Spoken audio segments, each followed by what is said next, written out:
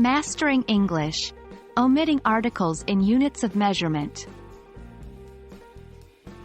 Hello, language enthusiasts. Today, we're going to tackle a very interesting part of English grammar: omitting articles in units of measurement.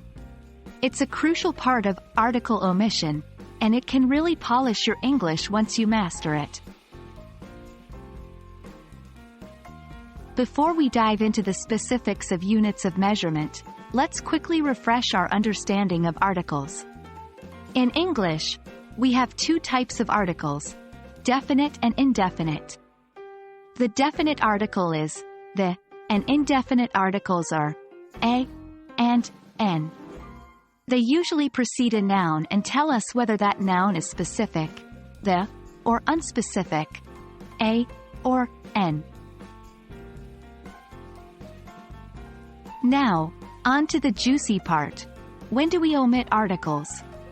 When it comes to units of measurement, we often omit the article.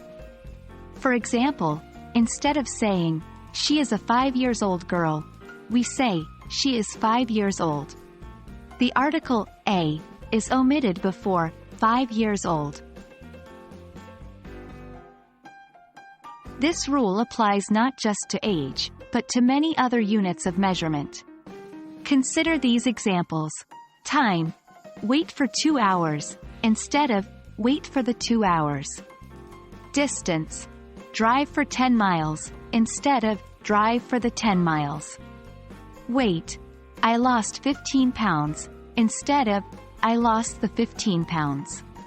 We can also omit the article when talking about rates, like drive 60 miles an hour, instead of drive a 60 miles an hour.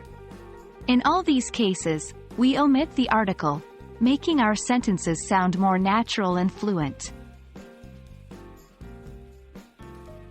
However, be aware that there are exceptions. When the unit of measurement is followed by of, we use an article. For instance, we say, "I'd like a kilo of apples," not, "I'd like a kilo of apples." So, that's it for today.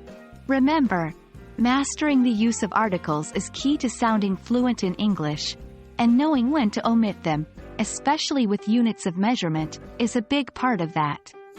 Keep practicing and you'll see your English skills improve. In our next video, we'll discuss other instances where we omit articles. Till then, happy learning and see you soon.